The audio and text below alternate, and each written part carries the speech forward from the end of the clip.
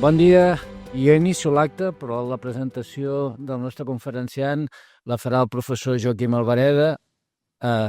És una conferència més de la càtedra Josep Fontana. Avui ens parlaran de Carlos II, 1665-1700, un període de la història d'Espanya en revisió, per part del professor Luis Ribot. Agrair-vos la presència avui aquí. És la primera vegada que en una conferència de la càtedra ens fan falta cadires. Esperem que això marqui la pauta per la resta de conferències. Dit això, donem pas a la presentació de la conferència. Moltes gràcies. Bon dia a tothom. Presento breument el professor Luis Ribot. Es catedrático de Historia Moderna de la UNED, académico numerario de la Real Academia de la Historia. Yo diría que es sin duda uno de los historiadores modernistas españoles más prestigiosos, cuya obra está marcada por el rigor, la precisión conceptual y una redacción brillante, cosa que siempre es de agradecer. Entre otros libros, ha publicado trabajos, artículos, ha publicado La monarquía de España y la guerra de Mesina, 1674-1678, que fue Premio Nacional de Historia de España en el año 2003. El arte de gobernar, estudio sobre la España de los Austrias, en 2006. Orígenes políticos del testamento de Carlos II, la gestación del cambio dinástico en España, del 2010. Yo creo que es el mejor estudio sobre el momento del cambio dinástico de los Austrias a los Borbones, muy preciso, muy bien documentado. El libro, junto con José María Iñurritegui, es Europa y los tratados de reparto de la monarquía de España, 1668-1700, del año 2016. Y un libro extraordinario, La Edad Moderna, siglos XV-XVIII, desde el año 2018, y creo que ya estamos en la sexta edición. Manual que explica la historia de Europa y del mundo. Como he dicho, un libro excelente, muy útil, donde uno encuentra siempre aquello que está buscando en aquel momento, ¿no? Que logra el equilibrio entre lo que es la información ingente que acumula y una síntesis precisa, brillante y amena. Ha coordinado también un volumen sobre Carlos II, el rey y su entorno cortesano, del 2009, y aparte de eso ha publicado multitud de artículos sobre revueltas italianas, comunidades de Castilla, temas de Hacienda, del ejército, etc. Y pronto aparecerá publicado un nuevo libro sobre el reinado de Carlos II, el último rey de la Casa de Austria, un libro esperado entre los historiadores modernistas. Lejos del tópico del rey hechizado, ¿no?, como se ha bautizado a Carlos II, nos explicará sin lugar a dudas una realidad mucho más matizada de aquel reinado controvertido, de la cual espero que hoy nos anticipe algunas claves en lo que hace relación a su libro. Muchas gracias, Luis, por aceptar amablemente la invitación de la cátedra y de estar otra vez aquí con nosotros.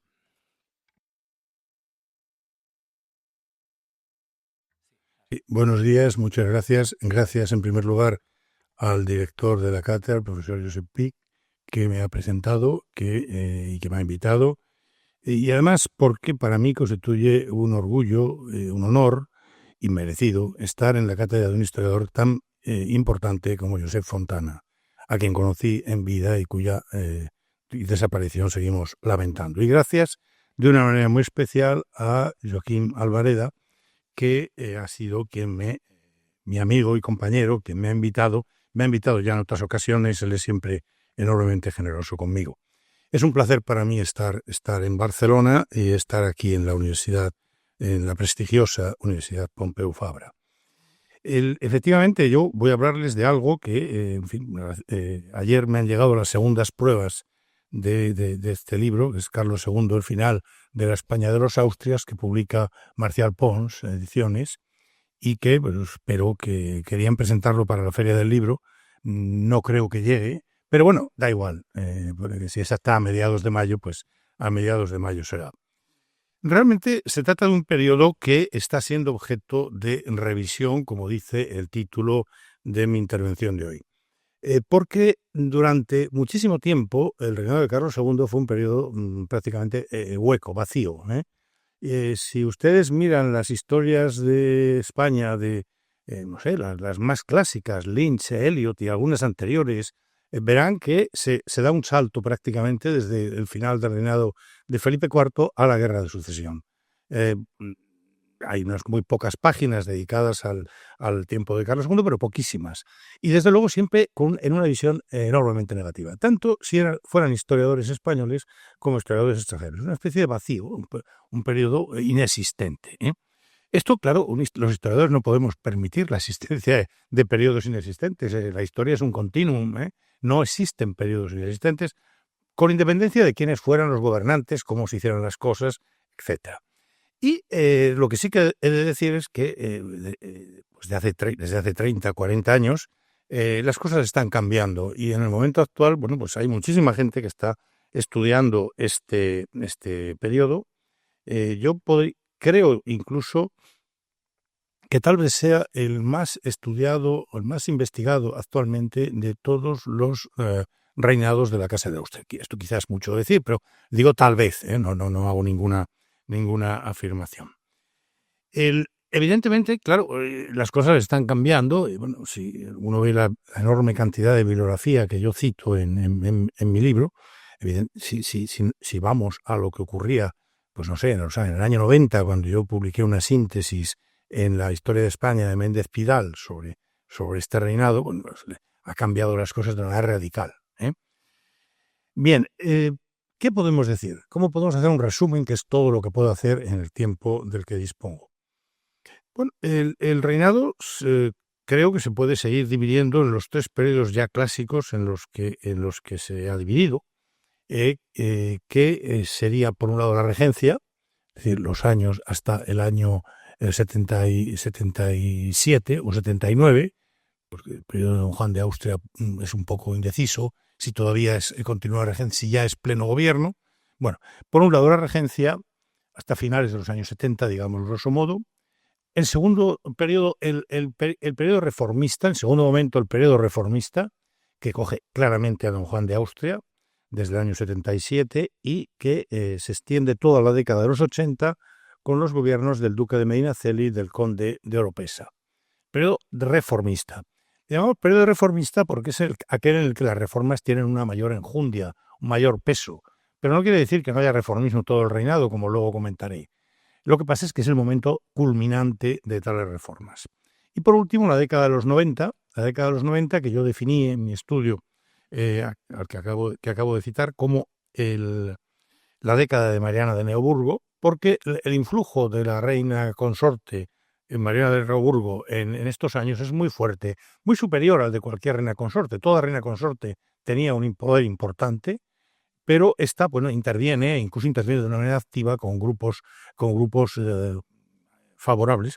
Todas los tuvieron, pero repito, ella es un caso especial. Estos serían los tres grandes momentos del reinado, los tres grandes periodos de reinado. En cuanto a los protagonistas, bueno, primero habría que hablar del rey. Evidentemente es el protagonista principal en virtud de dicha condición. Bueno, sobre el rey ha habido también una evolución difícil, lenta, por parte del tratamiento del rey que hacemos los historiadores, la mayoría de los historiadores, españoles y extranjeros, es decir, en las últimas décadas. No se trata de presentarle como un gran rey, no lo fue. Pero sí se trata de, bueno, ir al punto justo de la realidad. Se dijo que estaba loco, que estaba el rey hechizado, es decir, es un sobrenombre que tapa todo lo que pudo hacer de bueno y de malo por una cuestión que tuvo escasa importancia al final del reinado y que no solo le afectó a él. La creencia en los hechizos era muy frecuente en la época. Se ha dicho que era retrasado mental, se ha hablado. Bueno, todo esto es falso. Es decir, era una persona que entra dentro de los límites de la normalidad. Los límites de la normalidad son muy amplios. No era una persona de especial inteligencia, ni tampoco de especial laboriosidad, ni tampoco, en fin, no descollaba, digamos, evidentemente. Fue el peor rey de su dinastía, sin duda alguna. Pero, bueno, si vemos las descripciones que se nos hacen, vemos que una persona con un sentido moral muy preciso, cosa que era muy importante en una época en que el poder de Dios, los tratadistas lo vinculaban, perdón, el poder del rey lo vinculaban los tratadistas directamente a Dios. Es decir, el rey tenía que ser ante todo un rey cristiano, un rey querido y un rey que no se saliera de la norma de la religión católica. Él tiene una conciencia muy estricta, es una persona que trabaja más y en algunos periodos bastante más de lo que se ha dicho, que está al tanto de los asuntos, según cuentan muchos de los embajadores y testigos. Piense que los embajadores extranjeros escriben a sus cortes en clave muchas veces. Podrían decir lo que quisieran, nadie les revisa lo que dicen. Y hay informes bastante favorables. Es verdad que depende de ciertos periodos, pero era una persona normal, con algunos defectos importantísimos. Era enormemente dubitativo, carecía de confianza en sí mismo, era enormemente desconfiado frente a sí mismo, no creía en sus capacidades, bueno, estos dos defectos son quizá los más notables en alguien como un rey. Pero interviene en bastantes más cosas de las que nos creemos. Y por otra parte, era algo que es muy importante no perder de vista cuando hablamos del antiguo régimen. Era la clave de bóveda de todo el sistema político-social. Es decir, un rey no era un jefe del Estado, un rey no era un señor que está ahí. El rey era la clave de bóveda. Si en el rey desaparece todo el sistema. El rey privilegia, el rey quita privilegios, el rey concede títulos, los quita, el rey legisla, solo él, en Castilla. En Cataluña sabemos que es algo distinto, pero el rey legisla en muchos territorios, solo él, y desde luego su voz es algo esencial en para cualquier legislación.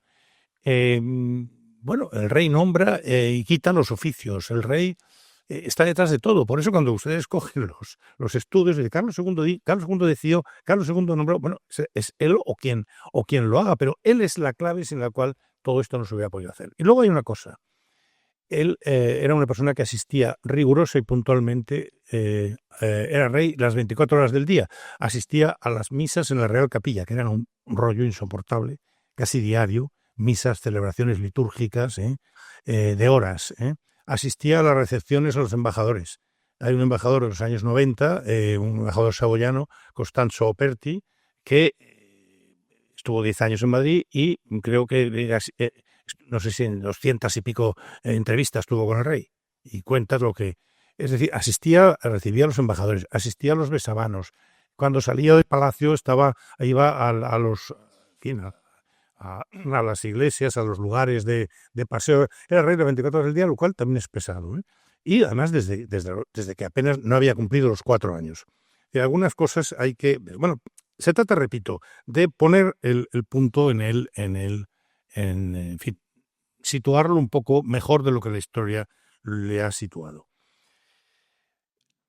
Más clara es la reivindicación de la reina regente, Mariana de Austria. Mariana de Austria había sido claramente vilipendiada como una mujer ignorante, temerosa, llorosa, incapaz, en lo cual hay una enorme influencia del machismo que ha imperado en la historiografía.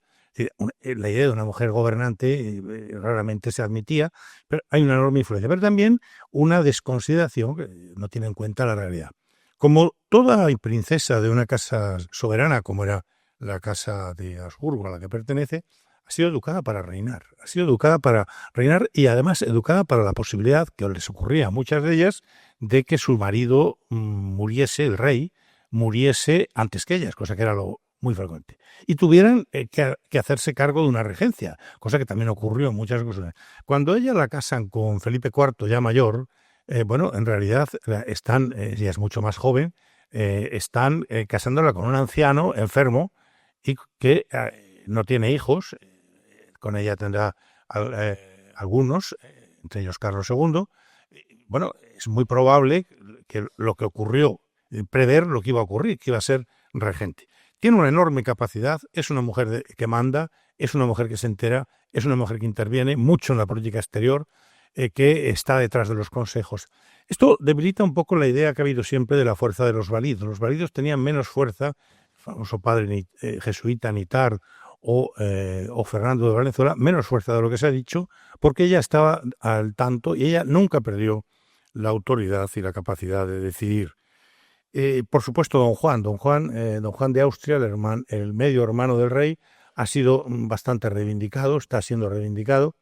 Era una persona de un gran interés en muchos aspectos, no solo político, también era un hombre culto, era un hombre con múltiples valores, vinculado a la ciencia nueva, etc.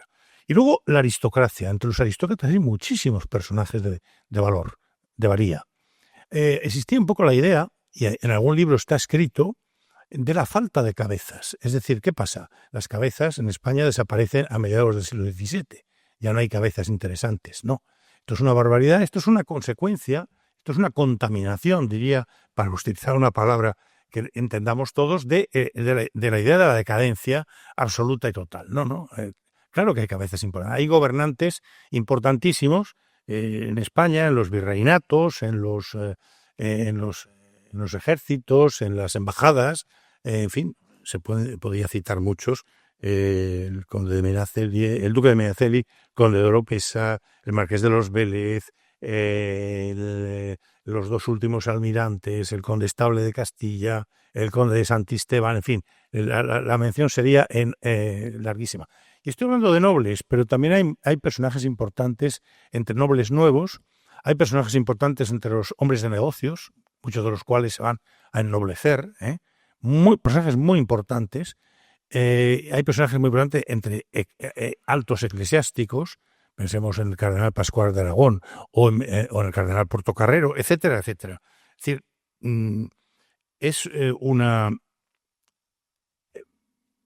no se puede seguir admitiendo la idea de la falta de cabezas que aparece en algún libro. Es una época que ha sido definida como el gobierno el auge de la aristocracia en el poder, el momento en que llega la aristocracia como grupo al poder político en la corte de Madrid. Bueno, es verdad, es el momento que tiene un poder máximo y los principales protagonistas son todos ellos miembros de la alta nobleza de la aristocracia. Es verdad. Es decir, si vemos los protagonistas, con el rey, la reina, regente, las dos reinas consortes también están siendo estudiadas. Todavía desconocemos bastante, pero bueno, también parece que tuvieron una importancia. Bueno, evidentemente María Luisa de Orleans, la primera que tuvo una importancia mayor de lo que se había pensado, la sobrina de Luis XIV, y la segunda, Mariana de Neuburgo, sin duda alguna, pero también se la está reivindicando un poco en su categoría, su capacidad, su amor al arte, sus conocimientos, su amplia biblioteca, etcétera, más allá de la fama muy negativa que tuvo siempre en su época y después. Una fama que también está unida, en el caso de las dos, al hecho de que ninguna de las dos diera el ansiado heredero. Y naturalmente se echaba la culpa, ninguna tenía capacidad. Bueno, en realidad parece que todo parece indicar que el que no tenía capacidad para procrear era el rey, cosa que también se ha puesto como uno de los grandes sus grandes defectos. Bueno, todos sabemos que hay un porcentaje de personas normales que son estériles, y no pasa nada. Bien, es un periodo, dejando a un lado los protagonistas, todo el reinado es un periodo de importantes innovaciones. Porque a lo que llegamos es, lo que se ha producido antes es el final, digamos, de la hegemonía española. La hegemonía española que termina con la Guerra de los 30 años. La Guerra de los 30 años, bien sea la paz de Münster, bien sea la paz de Westfalia, bien sea en el año 59 el Tratado de los Pirineos. Bueno, la hegemonía española termina claramente, y hay un periodo difícil. Ha sido difícil la época de Felipe IV.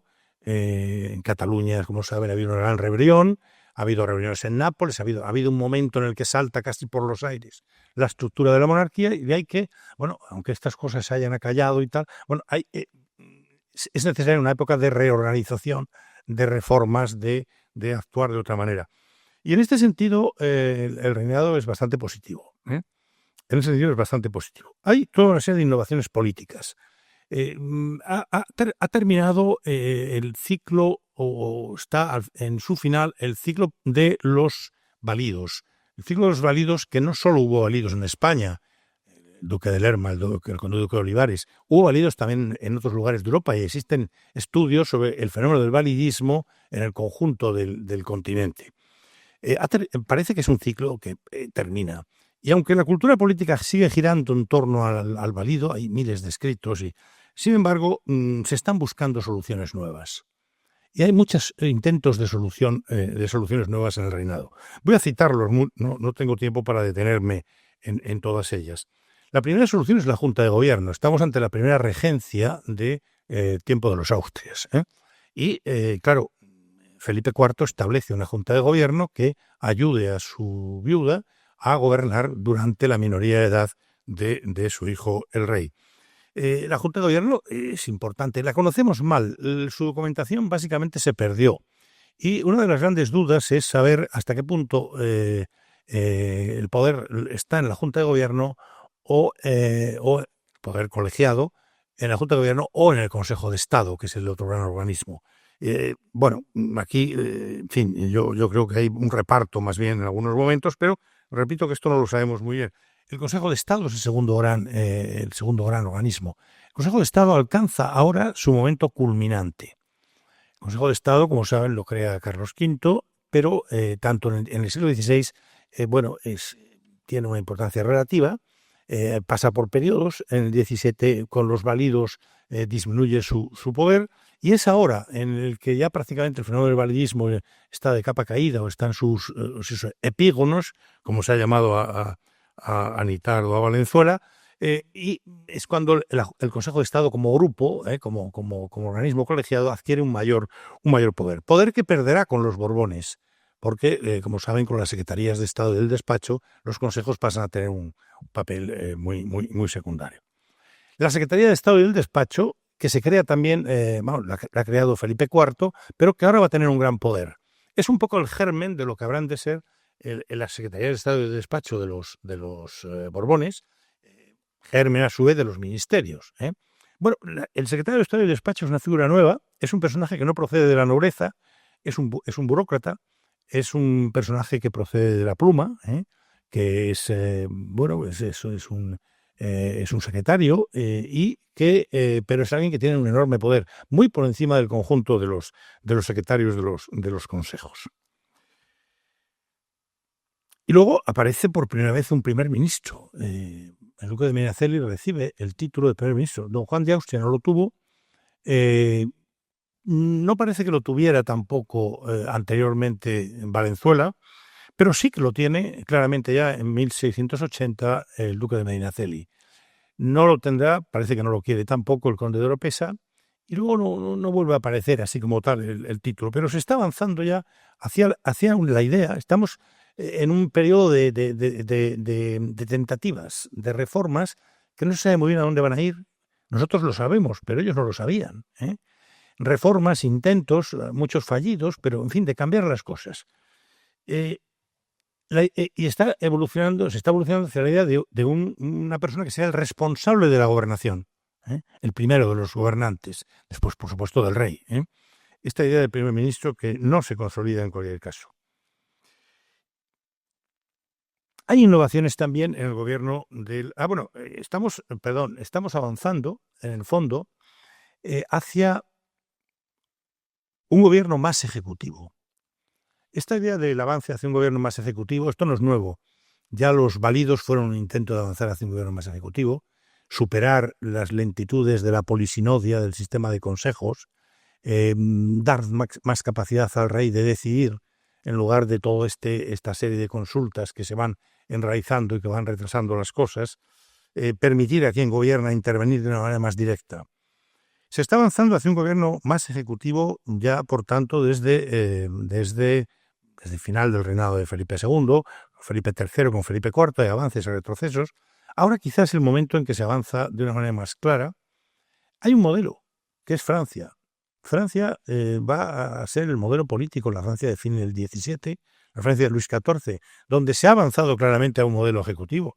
Luis XIV establece el Conseil de No, el Consejo de Alto, donde hacen unas innovaciones enormes, porque a los nobles que habían gobernado los consejos durante anteriormente, pues prácticamente les dejan un papel secundario, también a la reina madre, y además trae aquí a quien él quiere, que son generalmente gentes de noblezas, de nueva nobleza, o militares, en fin, gentes en quien él confía y a los que eleva a la nobleza. Son hombres nuevos. Está prefigurándose un poco lo que ocurrirá en la España del 18 con las secretarías. Es decir, Francia está avanzando hacia este modelo y está avanzando de una manera... y en España se están copiando cosas. Repito, no se sabe muy bien hacia dónde se va, pero se está avanzando hacia un gobierno en el que el rey, y aquí estoy hablando del rey como el que decide, o el que formalmente toma las decisiones, en el que el rey tenga más poder, aunque quien lo decida sea un ministro. Esto es muy importante como resumen un poco de las innovaciones políticas. Repito, ellos no sabían hacia dónde iban, nosotros lo sabemos. Y esto es una de las cosas que los historiadores tenemos que tener siempre presente. Nosotros tenemos un poco la maldición de Casandra, es que conocemos el futuro. Y entonces cuando analizamos algo, como conocemos lo que pasó después, podemos muchas veces deformar el análisis de una época concreta viéndola con los ojos de posteriores. Pero es que ellos no podían verlo. Innovaciones, digo, en segundo lugar, en el terreno de la economía, importantísimas. La primera, y esto se ha resaltado siempre, la estabilización monetaria en Castilla. La moneda castellana era un caos desde el comienzo del reinado de Felipe III, y esto influía en el resto de los territorios hispanos, evidentemente, de la península, porque tenía mucha fuerza económica Castilla. Entonces, la moneda era un caos con las manipulaciones del vellón, con los cambios de valor de las monedas, dentro de este doble, triple en realidad, sistema monetario, plata, oro, poco pero también, y vellón o cobre puro a veces. Y claro, los valores entre estas monedas tienen que estar muy claros, porque si no, no se cambian. Entonces, en el momento que se empieza a especular con estas monedas, que es una forma de conseguir dinero rápido, pero a la larga nefasta, es un gran impuesto, pues claro, se desarticula la economía y se pierde y se deshace el valor, se desorganizan los valores de la moneda. Ahora, a partir del año 1680, se inicia, la preparó don Juan de Austria en el poder, la pone en práctica el duque de Medinaceli, una vez muerto ya don Juan de Austria, se inicia la gran reforma monetaria. No volverá a alterarse el valor de la moneda. Hay toda una serie de decretos en los años 80, que empiezan en febrero del 80, para que la moneda mantenga los valores, y lo conseguirá. Es decir, evidentemente habrá un efecto negativo inmediato en la economía terrible, porque los precios se caen, porque el valor del dinero de la gente pierde valor, se reduce muchísimo, porque pero estas consecuencias que tuvieron un efecto muy grande y que además llegaron en un momento de crisis económica notable, que es este inicio de los 80, sin embargo, a la larga fueron positivas y crearon una estabilidad monetaria con la que se entrará ya en el siglo XVIII. Hay también toda una serie de reformas en la hacienda castellana, que es la más importante para la monarquía, no la única, la más importante, porque se busca una recaudación más eficaz, se busca disminuir los gastos, es decir, hacer una política más sensata. Habrá el gran problema de la hacienda castellana es la deuda, la deuda consolidada de los juros. Los juros ocupaban, en fin, no sé si el presupuesto, no por hablar de presupuesto, si la cantidad que se gastaba anualmente era, vamos a poner, de 18 millones de escudos, pues los juros a lo mejor, la deuda consolidada era de 300 millones de escudos. Una barbaridad. Superaba enormemente. Ahora cuando hablamos de la deuda hablamos de un 100 algo, ¿no? No sé, esto es una cantidad brutal. Entonces, ¿qué es lo que se hace? Bueno, empieza a pegar hachazos a los juros. Es decir, se hace un saqueo de los juros e empezar a quitarles valor, a reducir. Hay muchos procedimientos, a reducir su rentabilidad, a dejar de pagar a los poseedores. Esto tiene muchos efectos. Evidentemente, los hombres de negocios extranjeros que tenían juros, pues van a empezar a quitarse de medio, pero ellos no lo van a pagar porque estas gentes se quitan esos juros, les distribuyen entre los ahorradores, entre la gente común que quiere tener una renta, y esta es la auténticamente perjudicada, a corto, a medio plazo, a largo plazo. Hay un saqueo de los juros que irán desacreditándose y realmente ya digamos que a partir de los años 30 del siglo XVIII los juros valdrán ya poquísimo o nada. Ha habido un medio siglo ahí más de medio siglo para atacar los juros. Hay otro tercer aspecto de las reformas monetarias que, repito, abarcan todo el reinado en distinta medida, pero todo el reinado, aunque hay un periodo de especial intensidad, que es el alivio de los vasallos, es decir, que la gente pague menos. Y llegamos a un momento en el cual probablemente de todos los reinados de los Austrias es el primero en el que no se crean nuevos impuestos, o si se crean impuestos de escasísimo valor. El chapín del matrimonio de la reina y cosas que no tienen. E incluso se crean algunos impuestos que afectan sobre todo a grupos privilegiados. Medias annatas, algunos donativos. Aquí con los donativos hay unas dudas porque, aunque el donativo se dice que lo tengan que pagar los ayuntamientos, el Málaga, el de Cádiz, el de Segovia, tal, claro, los ayuntamientos luego se lo quitan de encima metiéndolo en sisas, ¿no? Y acaba pagándolo a la gente. Esto sabemos que es el mecanismo habitual de los impuestos, ¿no? Pero es el reinado en el que apenas se crean impuestos y se crean, incluso se anulan otros existentes, se perdonan deudas, muchas deudas anteriores, etcétera. Evidentemente hay que buscar recursos y la búsqueda de recursos obliga esencialmente a dos cosas. Uno es el crédito, buscar dinero, préstamos. Aquí el problema es que la búsqueda de préstamos choca con los ataques a los juros. Pero los hombres de negocios siempre suelen acabar ganando, porque ellos lo transfieren, porque ellos se salvan, porque ellos establecen un asiento en que dicen que si se hace una suspensión de pagos no les afecte, etc. Hay múltiples subterfugios. Y en general lo que se ve es un deslizamiento de los hombres de negocios, de los grandes financieros internacionales, genoveses, portugueses, a financieros españoles fundamentalmente. Algunos hombres importantes como que van a tener los Goyeneche y otros tal, que empiezan a entrar aquí y que evidentemente también sacan grandes beneficios. Hay una españolización, casi diría castellanización de los hombres de negocios que prestan. Pero también intervienen mucho algunos que no intervenían tanto antes, por ejemplo los holandeses. Y los holandeses que intervienen, les interesa mucho los asientos sobre la sal, los asientos sobre las pesquerías, los asientos que interesan su economía mercantil. Y los holandeses entran también y también hacen asientos y prestan a la corona. Repito, con esos riesgos grandes que tiene, pero sabiendo que ellos al final van a acabar. Porque otro de los recursos que hace la corona, dice, bueno, vamos a ver, se hace una suspensión de pagos, pero esta suspensión no afecta a los que estén contratando en este momento con la corona. Es decir, hay múltiples recursos, es muy complejo el tema. Otra posibilidad para obtener dinero es vender oficios, vender títulos. Es el momento de máxima venta, no tanto de oficios, que se venden bastantes, bueno, sí, también de oficios, por ejemplo, se venden muchísimos en relación con América y con el comercio americano, muchísimos. Pero es el gran momento de la venta de títulos, de la concesión y venta de títulos. Y también de venta de empleos, etcétera. También aquí hay fases, por ejemplo, la época del matrimonio. La época de Valenzuela fue enorme de venta de títulos.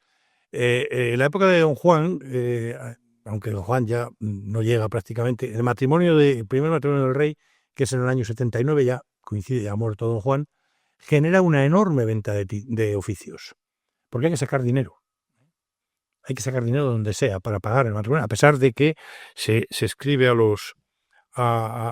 embajador en Francia y se le dice, procure que, a diferencia de lo que ocurrió en 1660, cuando se casó Felipe IV con la reina Isabel, a diferencia de eso, que vino la corte francesa a la isla de los Faisanes, hubo un intercambio de princesas, hubo unos gastos terribles, procure que no venga nadie importante, porque así evitamos ir y evitamos gastar, y se le dice así al embajador, procure tal. Lo cual no impidió que el embajador especial enviado para el matrimonio, que es el marqués de los Balbases, otro personaje importantísimo, un hombre riquísimo, de familia de origen genovés, diera en París una fiesta, en Versalles, perdón, una fiesta para celebrar el acuerdo de matrimonio que sorprendió al propio Luis XIV, por el lujo, por la exhibición, por el despilfarro, porque claro, estos grandes nobles tenían medios de los que no disponía en este momento, o no quería disponer porque andaba muy apurada la propia monarquía. Hay una duda, ¿hasta qué punto las reformas de la Hacienda contribuyeron a la mejora de la economía? ¿La economía mejoró? Es la primera pregunta. Digamos que no empeoró. Hubo momentos muy malos, hubo grandes crisis de cosechas, de pestes, hubo varias a lo largo del reinado. Pero si se compara, hablando de Castilla, de la corona de Castilla, la economía a comienzos del reinado y la economía al final, digamos que no estaba peor, quizá estaba incluso algo mejor. En otros territorios es muy claro, la economía catalana experimenta un periodo de recuperación.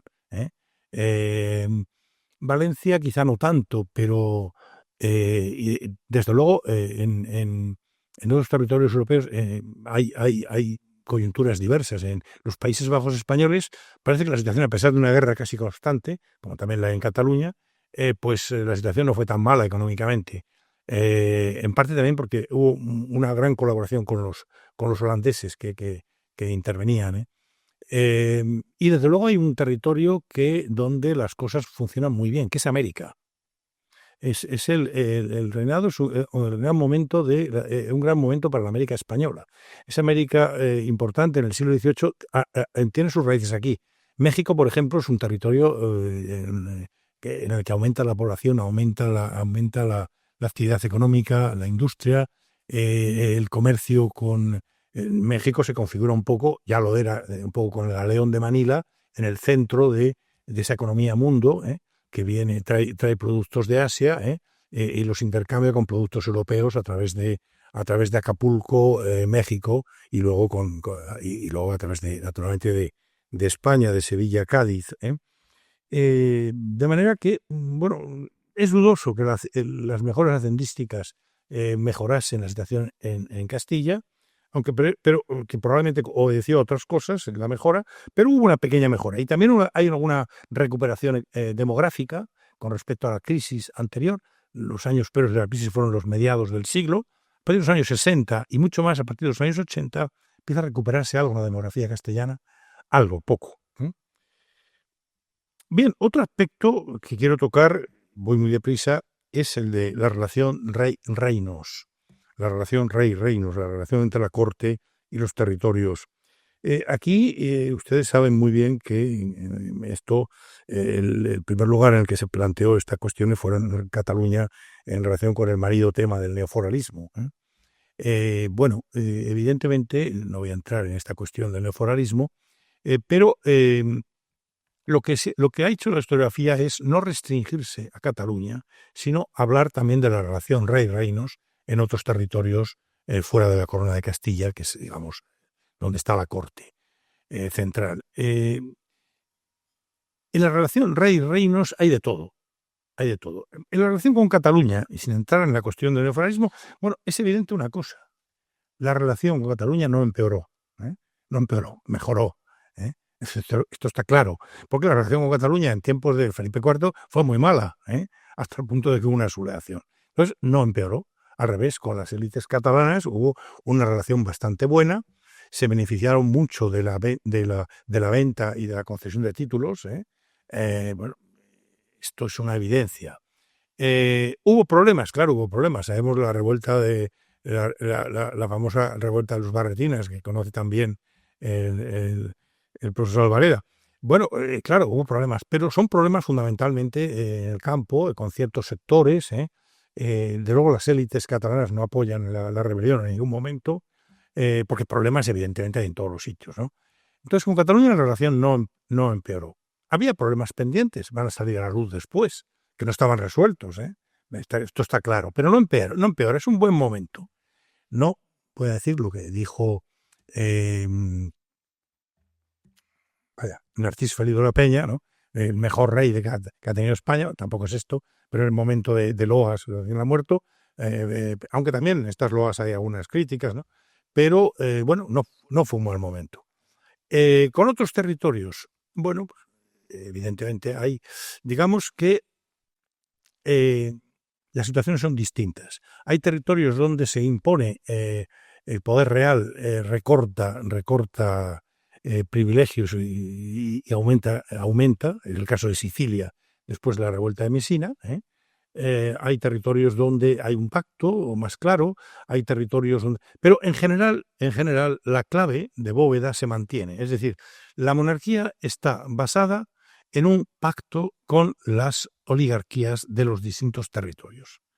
Y este pacto, que se había roto en Cataluña, que había tenido problemas en Nápoles, y en otros territorios, que se rompe claramente en Portugal, que tiene en tiempo de Felipe IV, este pacto se va a mantener bastante sólido, y se va a rehacer en muchos casos. Hay una habilidad de muchos gobernantes para saber manejar la situación. Algunos de ellos, se podían citar varios, pero por ejemplo, a mí hay uno que me gusta mucho, que es el Marqués del Carpio. Marqués del Carpio, que es el hijo mayor de don Luis de Haro, el que fue último valido de Felipe IV. El Marqués del Carpio es un personaje de una talla enorme, que fue alejado de la corte por distintos motivos, también por recelos y disensiones con otros nobles. Se le envió como embajador a Roma en los años 70, se resistió a ir, acabó yendo a Roma, fue un activísimo, importantísimo embajador en Roma, en tiempos del difícil Inocencio XI, Inocencio XI, y fue... y después él le está deseando volver para hacerse cargo un poco de encabezar el bando nobiliario de los Carpio, que está encabezando su hermano, el conde de Monterrey, su hermano menor, pero cuando él quiere volver se le manda de virrey a Nápoles. Y es uno de los grandes virreyes de Nápoles. Giuseppe Galasso, un historiador napolitano fallecido hace unos años, que conoce muy bien esta época, dijo que era uno de los grandes estadistas de la segunda mitad del siglo XVII, europeos. Bueno, y este es un caso, hay otros. Es decir, la nómina de personajes capaces que en esta política, que es la política clave en la relación con los reinos de fuera de la corona de Castilla, que es el pacto, el acuerdo, también en Castilla, si no existe un acuerdo con los grupos dominantes, no hay nada que hacer. Bueno, es la relación, digamos que las relaciones se activan muy claramente. En unos territorios aumenta más el poder del rey, en otros menos, pero en todos hay una bastante alta, un grado bastante elevado de estabilidad. Bien, por ir terminando, relaciones internacionales, habría decir que las relaciones internacionales son muy complejas, una vez que se ha perdido la hegemonía. Piensen que lo que nos encontramos es con una monarquía, no se la puede llamar Estado, una monarquía que tiene multitud de territorios en Europa, algunos en el norte de África, en América, algunos en Asia, bueno, esta monarquía evidentemente ha llegado a este grado de poder gracias a que era hegemónica. En el momento que deja de serlo, no puede durante mucho tiempo mantener todos estos territorios. Esto es una obviedad, porque las apetencias de otros príncipes, otros monarcas, van a ser muy grandes y no va a haber medio de contrarrestarlas. Esta es la realidad. Entonces, esto antes o después va a acabar ocurriendo. ¿Qué pasa? Bueno, pues hay una capacidad muy grande para defenderse, con unas fuerzas militares y navales que no son las que hubo, pero que tampoco son tan desastrosas como se ha dicho a veces, sobre todo las militares. Las navales son bastante flojas, pero que cumplen misiones importantes, mantener contactos, trasladar gentes, etc. Y básicamente con un cambio importantísimo en las relaciones internacionales, que es el pacto con todos los interesados en frenar a la gran amenaza internacional de esta época, que es Luis XIV. Y la potencia de Luis XIV, la ambición enorme de Luis XIV, sus ansias de poder, hacen que todos los que le tienen miedo empiecen a unirse. En esta política España juega un papel muy importante, porque España es uno de los objetivos fundamentales.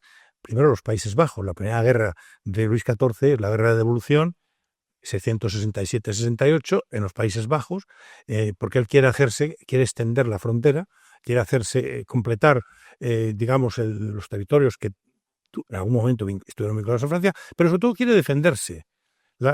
Si ustedes han viajado por los Países Bajos, verán que entre los Países Bajos y Francia no hay accidentes geográficos, algún río, pero nada más. Es decir, que son territorios muy llanos.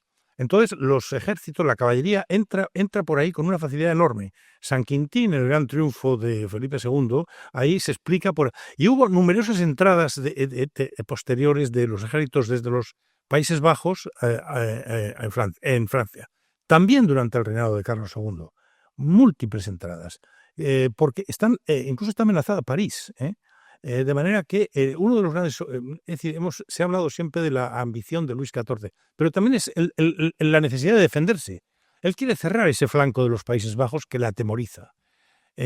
Cuando cuente con Vauban, el gran constructor de fortificaciones, llenará todo de defensas porque teme siempre. Y estas incursiones se van a producir incluso en los años 90, en la última de las guerras, la guerra de los 9 años. De manera que, hay un poco... se defiende bien, pero aparte de eso, ahí está la defensa diplomática. La defensa diplomática que es clave. España participa en las diversas coaliciones que se vienen a realizar contra Luis XIV. Estamos ante una política nueva, política de coaliciones que antes no ha existido, que van a ser importantes en el 18. Y hay una política nueva que además tiene una característica. España abandona la política confesional que había dirigido sus relaciones internacionales, el imperio, los príncipes católicos de Alemania, etcétera, y empieza a pactar con herejes, que es como se está llamando a los holandeses, a los ingleses, herejes se les llama. Y cuando se hacen los primeros pactos, se crea una junta de teólogos para que digan si es lícito o no, si se puede o no pactar con herejes. Y acaban diciendo que sí, porque nos estamos defendiendo. Es decir, hay unos cambios importantes, digamos modernos, por usar una palabra, que son importantísimos. Al final está la cuestión sucesoria. La cuestión sucesoria, desde el punto de vista de la defensa del patrimonio territorial, apenas hay pérdidas, en lo cual, evidentemente, influyen muchas cosas, que se defiende bien, que los aliados nos ayudan, también que los ejércitos españoles, España tiene es el segundo ejército europeo después de Francia, todavía, que también que los ejércitos son más eficaces de lo que nos hemos creído, pero asimismo el hecho de que se está esperando a ver qué pasa cuando se muera el rey. Es decir, eso también de alguna manera ayuda. La cuestión sucesoria es muy compleja. Yo he escrito mucho sobre ella y me resulta difícil resumir. Vamos a ver, yo creo que no hay... la cuestión sucesoria es un gran secreto. En la corte no hay lo que se llaman partidos, son opiniones, pero la gente guarda sus opiniones porque nadie quiere desmarcarse. No se sabe qué va a ocurrir. Y es verdad que tradicionalmente había habido una gran inclinación hacia el imperio desde tiempos de Carlos V, claro, y había una política de alianza, pero el imperio decepciona constantemente. El imperio decepciona también en la defensa de Barcelona de los años 90. El imperio decepciona porque nunca acaba el emperador de mandar los ejércitos que se le están pidiendo o que él ofrece. Y desde luego hay una convicción en los consejeros de Estado. Es verdad que hay algunos pro-austriacos, hay otros que de cara a la sucesión se inclinan más por el archiduque, el duque d'Anjou, pero lo que es una realidad es que ellos saben muy bien que desde luego el emperador no les va a poder defender. Cuando se toman las decisiones, Luis XIV ya ha mandado un ejército de 40.000 hombres que está acantonado al otro lado de los Pirineos, preparado para intervenir. Y tiene muy claro, después de las paces de Ryswick de 1697, tiene muy claro que él va a defender los derechos de su hijo, él dice, en realidad será su nieto. Pero también, por otra parte, Luis XIV está haciendo los tratados de reparto, está jugando con una doble baraja muy inteligentemente y los tratados de reparto al final tienen una importancia decisiva. El segundo, cuando el del año 98 y el tercero en 1700, cuando se dan cuenta los consejeros de Estado de que, si quieren salvar la totalidad, y hay una idea de salvar la totalidad de la monarquía, no solo por parte del rey, que lo considera una obligación que le exige Dios, su dinastía, su condición, y que le angustia, sino también por parte de los consejeros de Estado, porque se había creado un cierto idea de conjunto, porque les permitía, porque tenían relaciones familiares con muchos nobles de otros territorios de la monarquía, porque muchos tenían feudos en otros territorios, porque también les interesaba ir de virreyes a esos sitios o de gobernadores. Es decir, había toda una serie de intereses que explican también, más allá de eventos, digamos, no materiales, la defensa de la totalidad. Y el único que lo puede garantizar es Luis XIV. De esto se dan cuenta las consultas finales del Consejo de Estado, evidentemente, y por ahí va a ir la solución final, como saben todos. Bien, y termino. Si queremos caracterizar el conjunto del reinado, yo diría que es un periodo de luces y sombras, como todos, de luces y sombras. ¿Cuál hay más, luces o sombras? No lo sabría decir, pero desde luego si lo comparamos con lo que se ha pensado siempre por parte de la historiografía que yo he llamado la historiografía de la decadencia, de la historiografía que veía en este periodo una decadencia total, absoluta, sin fisuras, que hacía innecesario estudiarlo. Si lo comparamos con esto, evidentemente hemos encontrado en los últimos tiempos bastantes luces. Nada más. Muchas gracias.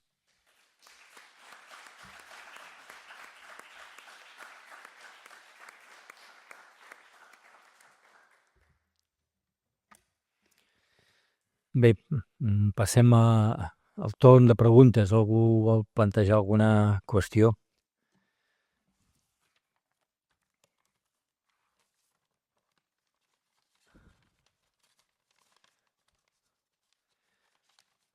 Bueno, pues empezaré yo con una. Has planteado y en cierta forma reivindicado, ¿no?, la figura de Mariana de Neuburgo como persona preparada para gobernar, que ha sido maltratada por la historiografía. Yo creo que aquí hay un paralelismo muy claro con Isabel Farnesio, ¿no? En los años 1720, en torno a la paz de Viena, que cada vez estoy más convencido que era ella la que gobernaba. Vistos los largos periodos de crisis de Felipe V con el trastorno bipolar, ¿no? Ha sido también muy maltratada, incluso por contemporáneos, ¿no?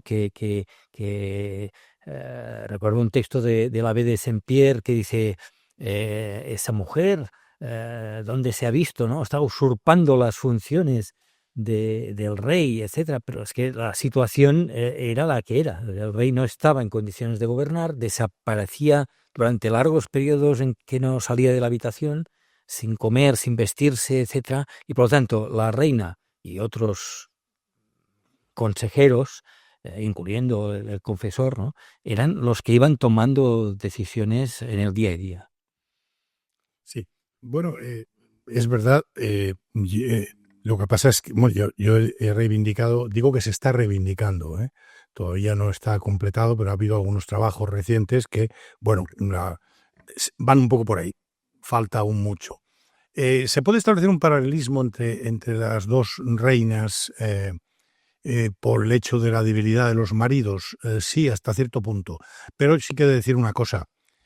Carlos II no tuvo esos abandonos del poder ni tenía esas locuras que sí que tuvo Felipe V, que sin embargo ha sido mucho mejor tratado por la historiografía.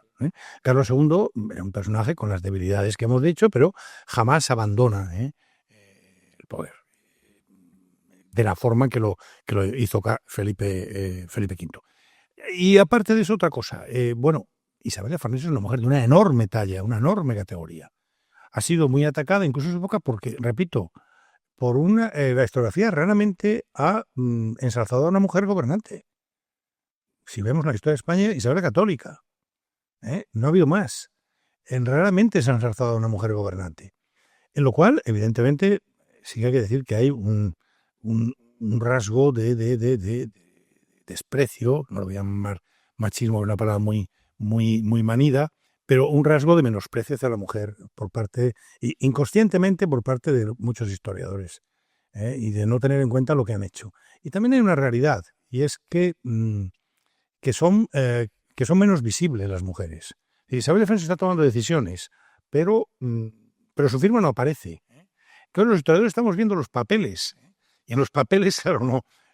Esto es otra de las dificultades para el análisis de mujeres gobernantes, de mujeres consortes, etc. Pero luego Isabel de Farnesio, para mí, es una persona de una inmensa categoría, creo que muy superior a la de su tía, que es su tía Mariana de Neuburgo, tía, hija de una hermana de su madre, hermana de su madre, perdón. Y se puede comparar sin duda, pero repito, yo no compararía tanto. Repito, hace falta completar la reivindicación de Mariana de Neuburgo. La de Isabel de Farnesio está ya muy hecha y es evidente. Y luego la comparación entre los dos reyes beneficia en este caso a Carlos II.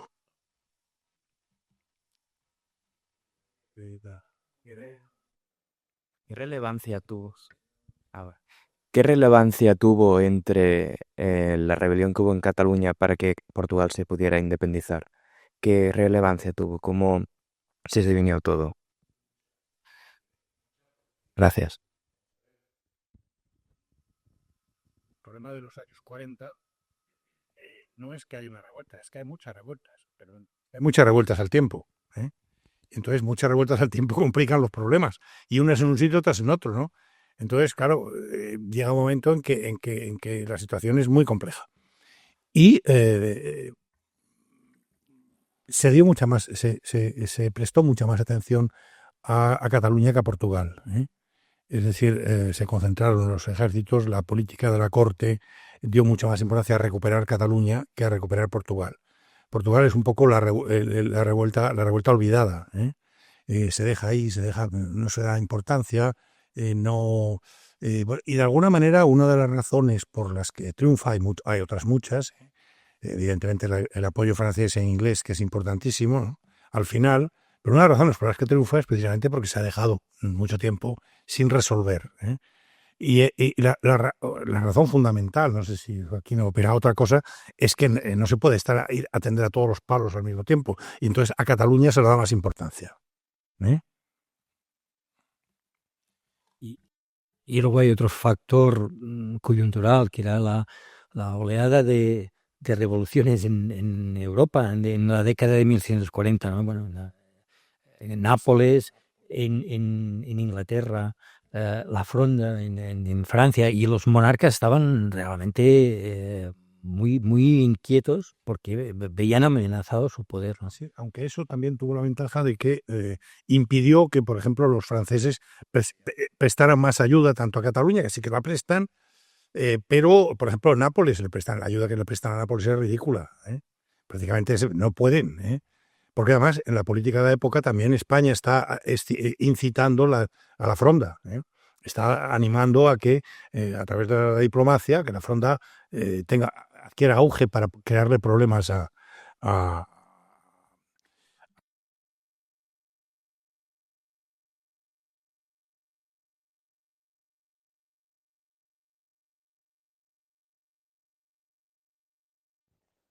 Solo una pregunta.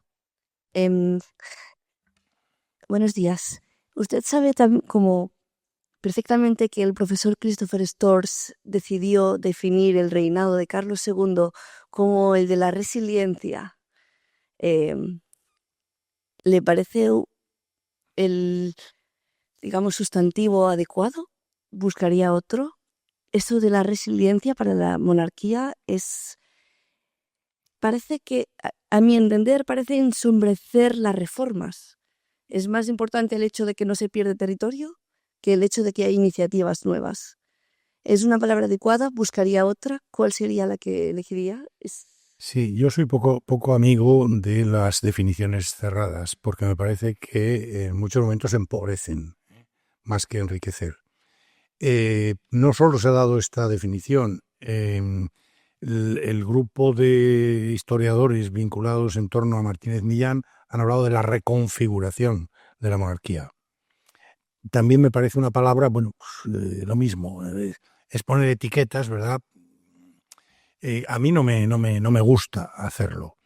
La palabra resiliencia es un término cuando Christopher Storrs, que es amigo mío, como otros muchos historiadores, tituló su libro en inglés, La resiliencia, tomó esta palabra de la física. En España nadie habla de resiliencia. Ahora está en boga política y todos los políticos hablan de resiliencia. En aquella época nadie sabía qué significaba esto. Es un término físico que significa la capacidad de un material de resistir los ataques o doblamientos, presiones y tal, y sin mantener la forma, sin perder la forma.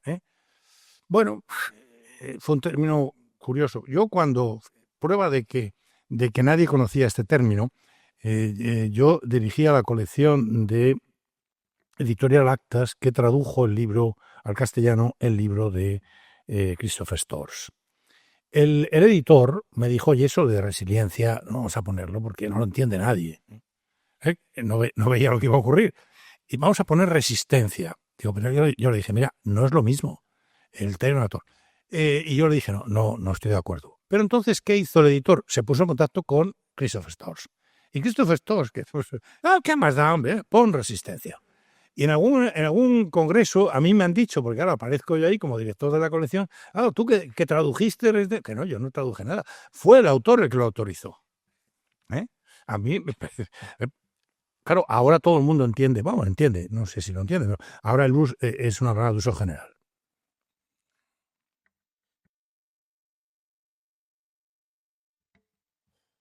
Otra pregunta. ¿Había alguna por aquí? No. Buenas tardes. Me gustaría saber acerca de la política comercial del tráfico de esclavos durante el periodo de Carlos II y si hay una variación con su antecesor. Ya será todo. No he estudiado el tráfico de esclavos, no he estudiado el comercio, no me consta que haya una variación en relación con épocas anteriores. Hay un tráfico de esclavos regular que tiene evidentemente épocas a lo largo de la época moderna y que me imagino que sería igual de intenso que en otros momentos. Pero vamos, no lo conozco.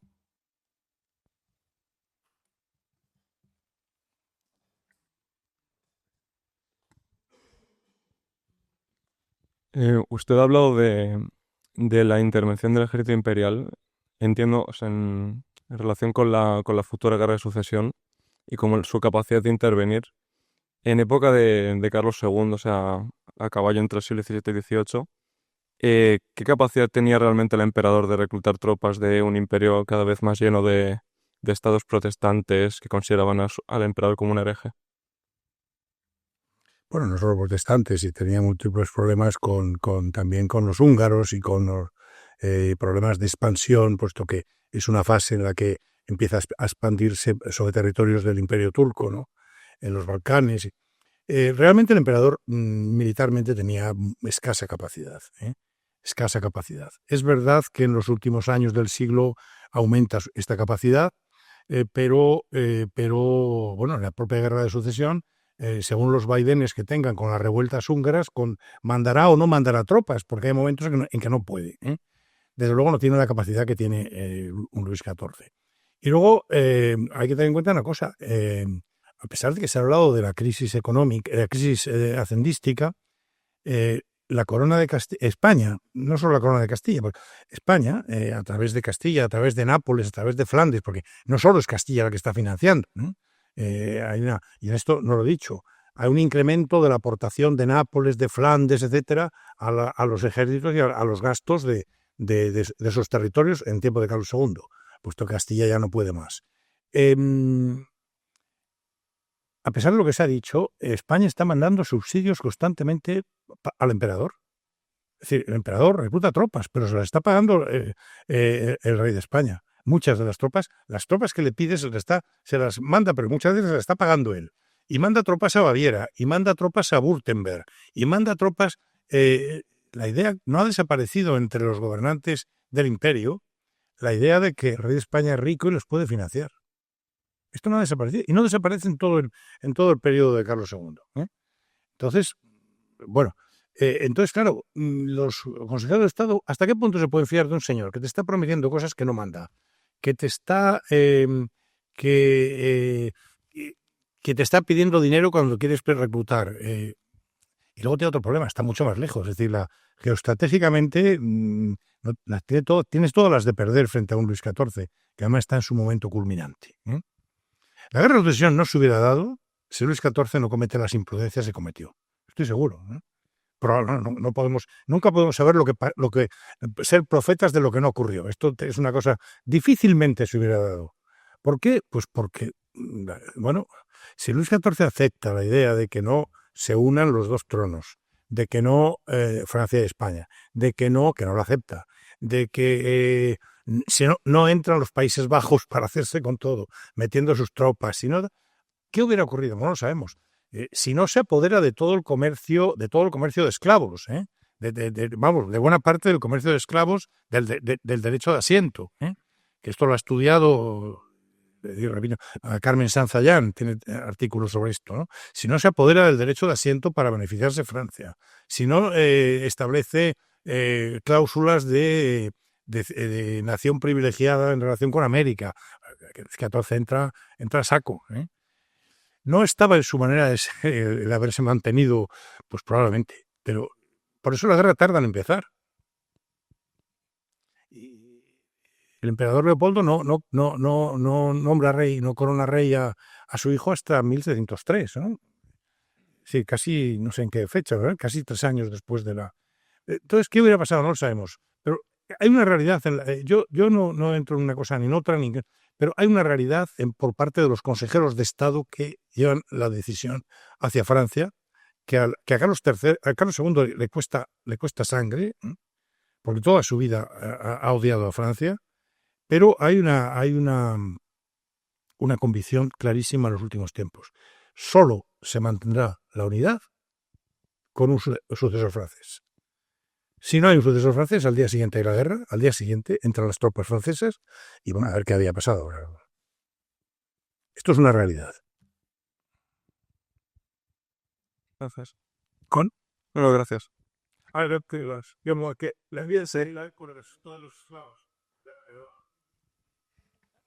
Otra cuestión muy distinta. La Junta de Comercio fue una creación importante, ¿no?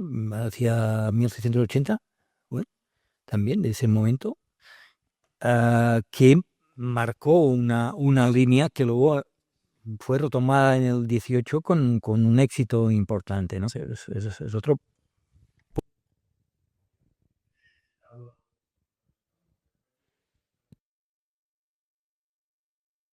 Formas de la economía es la más importante de todas, junto con la estabilización monetaria.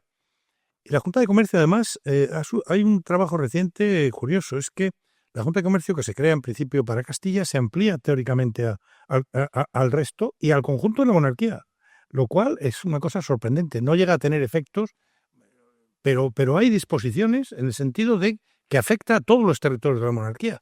A mí me ha sorprendido. Hay un trabajo reciente, no recuerdo el autor, me ha sorprendido esta afirmación. Lo cual revela, evidentemente, una idea centralizadora o de coordinadora, digamos, de la economía muy interesante. Sí, su hombre en Cataluña fue Narciso Liu de la Peña. Dicen, de forma muy, muy representativa.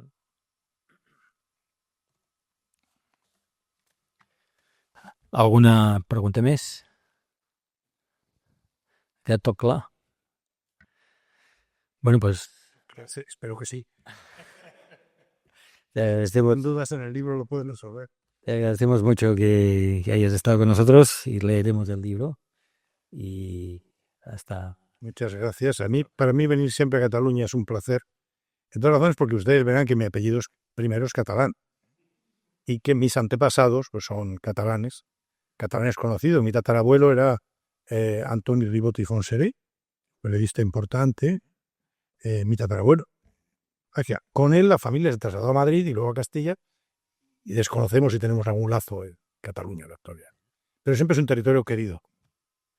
Muy bien, pues bienvenido. Gracias.